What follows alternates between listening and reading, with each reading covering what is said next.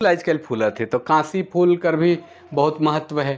तो बहुत जगन कांसी फूल से संबंधित भी गीत है। वो गीत है कर्म में ही बहुत गावन रात रात के एगो आजा है उकर धोती में दागी लाग जाए है कांसी फूल कर। और नाती से कहते नातिन से कि के धोई दे तो के सुना देबू, लेकिन नातिन तो थोड़ा चिढ़ल है।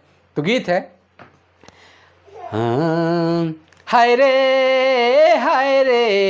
धोतिया में बूंदा लागी गेलय कांसी फूलक दगिया, हाय रे फूलक दगिया धोतिया में, हे आजा धोतिया में बूंदा लागे।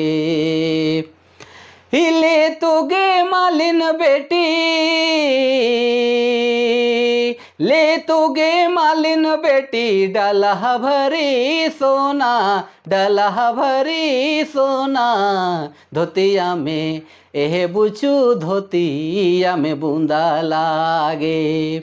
रे लागी गेलय कांसी फूलक दगिया, हाय रे फूलक दगिया धोतिया में बूंदा, हाय रे धोतिया में बूंदा लागे। आगी लगाबू तोरा,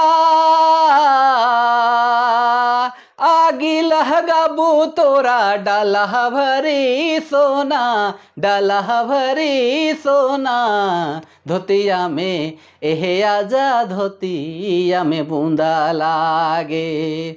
लागी गेलय कांसी फूलक दगिया, हाय रे फूलक दगिया धोतिया में, एहे आजा धोतिया में बूंदा लागे।